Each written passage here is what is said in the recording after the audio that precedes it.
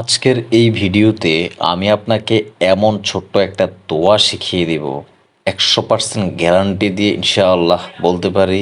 এই দোয়া পরে আপনি যদি আল্লাহ তাআলার কাছে দোয়া করেন, অবশ্যই অবশ্যই আপনার মনের সকল আশা আল্লাহ তাআলা পূরণ করে দেবেন এবং যা কিছুই চান না কেন আল্লাহ তাআলা অবশ্যই অবশ্যই তা দেবেন।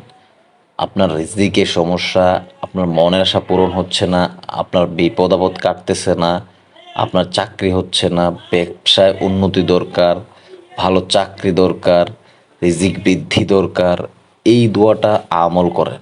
প্রিয় দিনী ভাই ও বোন, এই ভিডিওতে আমি আপনাকে বাংলায় সেই দোয়াটা উচ্চারণ সহ শিখিয়ে দিব। এখান থেকেই আমল করা শুরু করুন ইনশাআল্লাহ।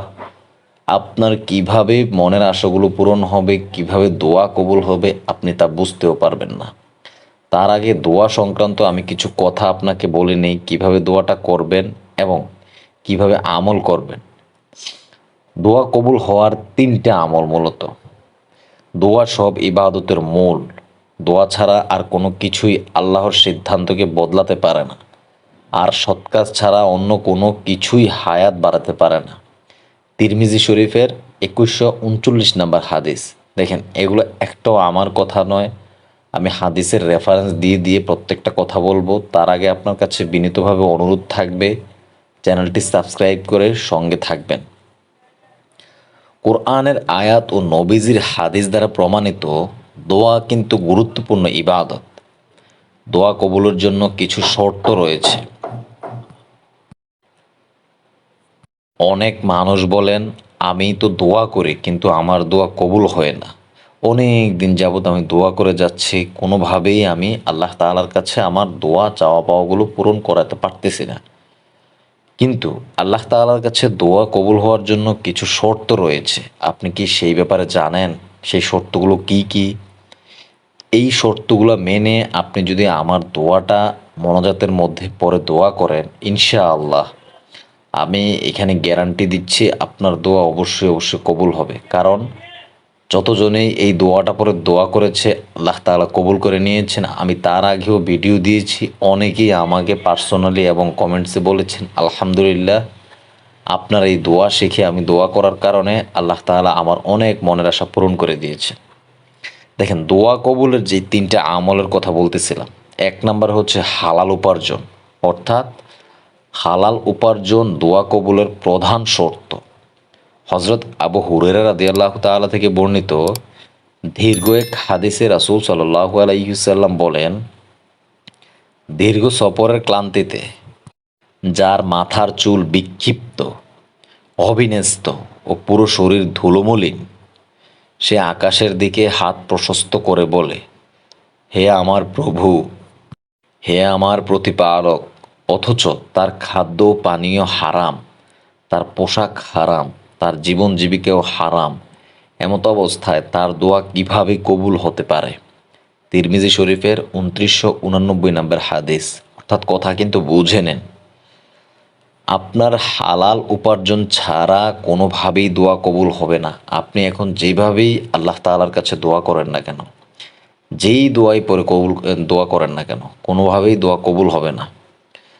আপনার কাছে আরেকটা ছোট্ট অনুরোধ থাকবে, এক ভাই দোয়া চেয়েছেন আপনাদের কাছে, ওনার মা খুব অসুস্থ। দয়া করে কমেন্টস করেছে উনি এখানে, আপনারা সবাই দোয়া করবেন আল্লাহ তাআলা যেন ওনার মাকে খুব তাড়াতাড়ি সুস্থ করে দেন এবং নেক হায়াত দান করেন। আমিন। হে আল্লাহ, আপনি সকল পিতামাতাকে সুস্থ রাখেন, যারা এই ভিডিওটা দেখতেছে তাদের সবাইকে সুস্থ রাখেন, তাদের পরিবার আত্মীয় স্বজনকে সুস্থ রাখেন। আমিন। দয়া করে কমেন্ট বক্সে আমিন লিখে যাবেন, কেননা কার দোয়া কখন কবুল হয়ে যায় বলা যায় না। 2 নম্বরে, হতাশ না হওয়া ও তাড়াহুড়া না করা।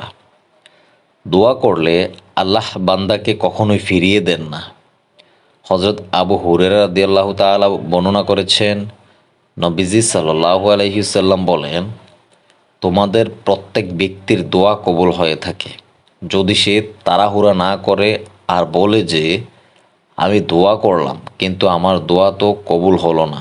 বুখারী শরীফের 6340 নম্বর হাদিস এবং মুসলিম শরীফের 2735 নম্বর হাদিস।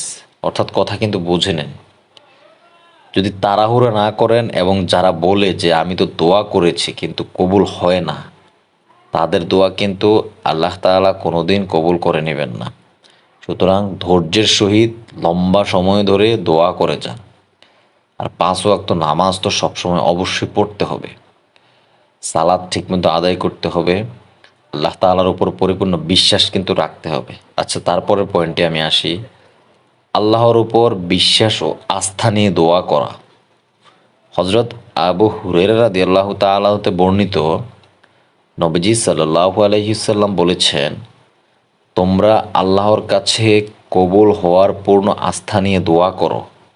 জেনে রেখো, আল্লাহ অমনোযোগী ও অসার মনের দোয়া কবুল করেন না। সুতরাং আপনি যার কাছে দোয়া করবেন, যখন দোয়া করবেন সম্পূর্ণ তার উপর পরিপূর্ণ বিশ্বাস রেখে, আস্থা রেখে দোয়া করবেন মনোযোগ দিয়ে। তিরমিজি শরীফের 3479 নম্বর হাদিস। সুতরাং দোয়ার এই আদবগুলোর দিকে আপনাকে লক্ষ্য রাখতে হবে। এই জিনিসগুলো আপনি মেনে ৫ ওয়াক্ত নামাজ আদায় করে যদি আল্লাহ তাআলার কাছে সবসময় দোয়া করেন, আমার এই আমলটা আপনি শিখে নেন, দোয়াটা এখান থেকে শিখে নেন। দোয়াটা কি সেটা আমি বলতেছি, শোনেন, সবসময় আমল করার চেষ্টা করুন। রব্বি গফির ওয়ারহাম ওয়া আনতা খায়রুর রাহিমিন ওয়া আনতা খায়রুল গাফিরিন। পড়েন, আমার সাথে সাথে একবার পড়েন। রব্বি গফির ওয়ারহাম ওয়া আনতা খায়রুর রাহিমিন ওয়া আনতা খায়রুল গাফিরিন। খুবই ছোট দোয়া, দুই একবার পড়লে ইনশাআল্লাহ মুখস্থ হয়ে যাবে। কেন আপনি পড়বেন, এটার অর্থটা একটু শোনেন। হে আমার রব, আমাকে মাফ করে দাও এবং আমাদের প্রতি দয়া করো। তুমি দয়ালুদের মধ্যে সর্বোত্তম দয়ালু ও তুমি মার্জনাকারীদের মধ্যে সর্বোত্তম মার্জনাকারী। মাশাআল্লাহ, কি সুন্দর অর্থ দেখেন। যখনই কোনো আরবি পড়বেন, অর্থ বুঝে বুঝে পড়ার চেষ্টা করবেন, এতে তৃপ্তি পাবেন এবং ওই দোয়াটার প্রতি আপনার আলাদা একটা ভালোবাসা জন্মাবে। সুতরাং এই ছোট্ট দোয়াটা মোনাজাতের মধ্যে সবসময় করার চেষ্টা করেন। ৫ ওয়াক্ত নামাজের পরে পারেন, তাহাজ্জুদের পরে পারেন, যখনই পারেন। তবে আমি আপনার কাছে অনুরোধ রাখবো, যদি পারেন অবশ্যই তাহাজ্জুদের পরে বেশি বেশি পড়ার চেষ্টা করেন। ভিডিওটি শেয়ার দিয়ে 15 থেকে 20 জনকে দেখার সুযোগ করে দেন। এই দোয়াটা পড়ে অথবা এই কথাগুলো শুনে কেউ যদি আমল করে, আপনার কারণে সেটার সওয়াব কিন্তু কিয়ামত পর্যন্ত আপনার আমলনামায় উঠতে থাকবে। সুতরাং ইসলামিক ভিডিও যখন পাবেন বেশি বেশি শেয়ার দিয়ে চেষ্টা করবেন, আরেকজনকে দেখানোর চেষ্টা করবেন। স্ক্রিনের মধ্যে 2টা দোয়া দেওয়া আছে, এগুলো শিখে আসুন, পড়ে আসুন। আমরা প্রত্যেক দিন মাগরিবের পরে ভিডিও দিয়ে থাকি, একটা করে, প্রত্যেক দিন একটা করে দোয়া মুখস্থ করেন, ইনশাআল্লাহ 30 দিনে 30টা দোয়া মুখস্থ হয়ে যাবে। ভালো থাকবেন। আসসালামু আলাইকুম ওয়া রাহমাতুল্লাহি ওয়া বারাকাতুহু।